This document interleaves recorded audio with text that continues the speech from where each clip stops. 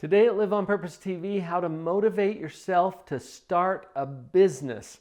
Stick around through the entire video. I've got a special offer for you at the end.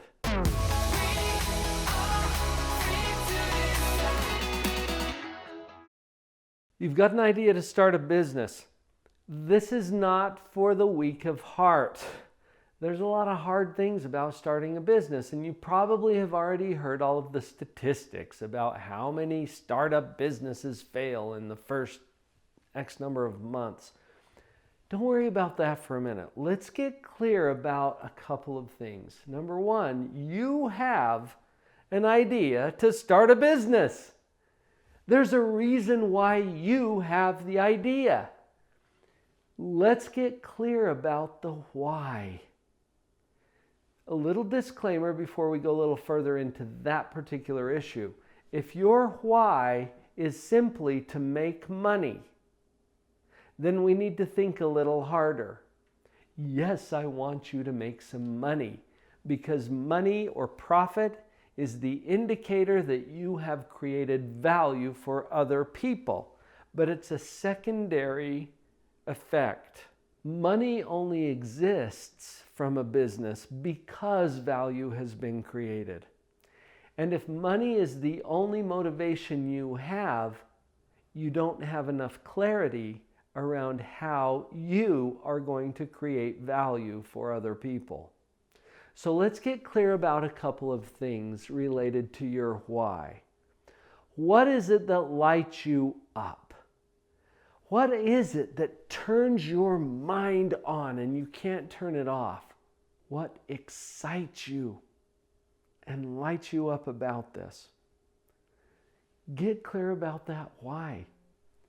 Because the energy that creates for you will be necessary to get you through all of the hard things related to starting a business. Your motivation for starting that business is directly tied to that why. Why do you want to do this?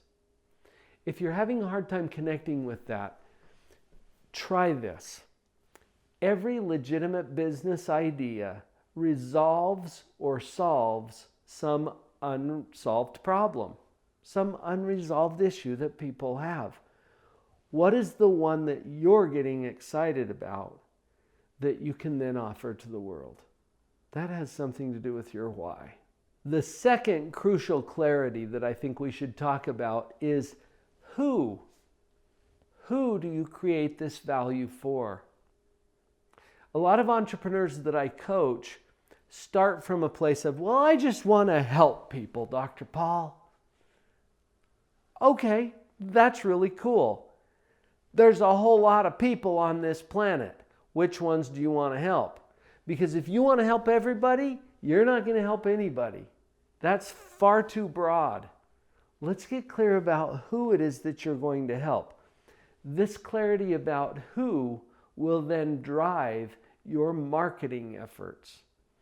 This isn't a video about marketing. It's about how do you motivate yourself to start that business. Notice this. The people that you can serve by providing the solution to that unresolved problem that they're already having don't get to have the solution if you don't show up and offer it to them. It's not about you. Does that help your motivation a little bit? Would it be morally, ethically right to withhold your solution from the people who really want it? It's not about you. It's about them, and it's about how you can elevate and lift their life, their experience, their joy. That's what people are going to pay for. And that's what every legitimate business offers. So get clear about the who. Who are you going to serve? Another little note about that. Sometimes we get all in competition with each other when we start up businesses, because it's like, oh, I want my piece of the pie, and it becomes competitive. It doesn't have to be, because the value that you can offer through your business idea can be uniquely yours. Now, sure, there are other people in the industry or in the marketplace who are offering similar products or services. I get that. But the way you can offer it, or the particular details about how you structure your offering, is uniquely yours. Because of that, we all have what Seth Godin calls a tribe. Seth wrote a book called Tribes. I highly recommend it because it tells you that you are the leader. You're the chief of a tribe. The tribe is your people, okay? The ones that you can serve.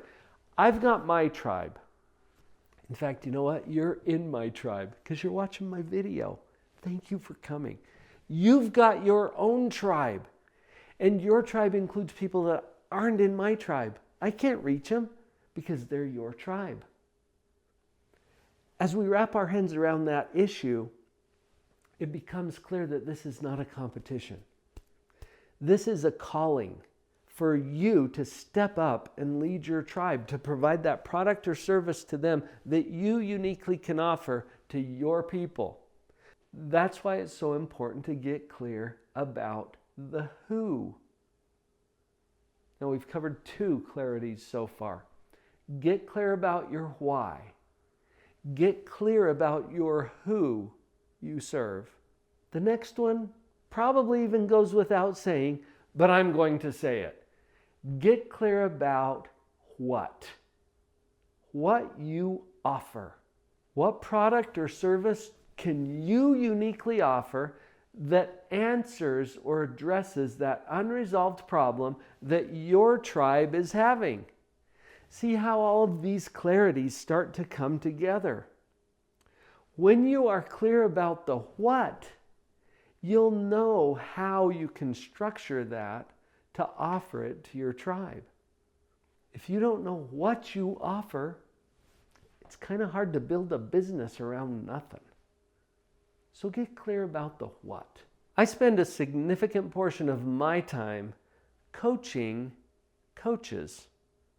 I discovered that one of the things that I can offer is my expertise and experience around building a life coaching practice.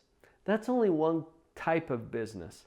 As I've worked with these life coaches, I've identified 7 crucial clarities that are essential as you're starting a life coaching practice.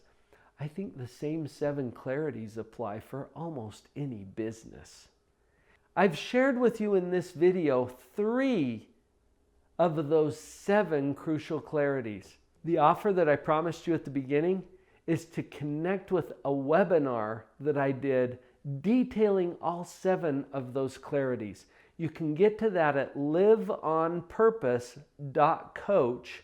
Live on purpose, all one word, .coach, not .com. That's a common mistake.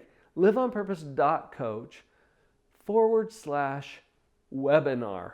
You'll get an in-depth look at all 7 of those crucial clarities absolutely free. I'm excited to know what your idea is. What is it that you're going to be bringing to the world? Would you engage by leaving a comment about what kind of business you're going to be starting? I would love to see that. I saw her standing in the street alone. Her head was down, face locked on.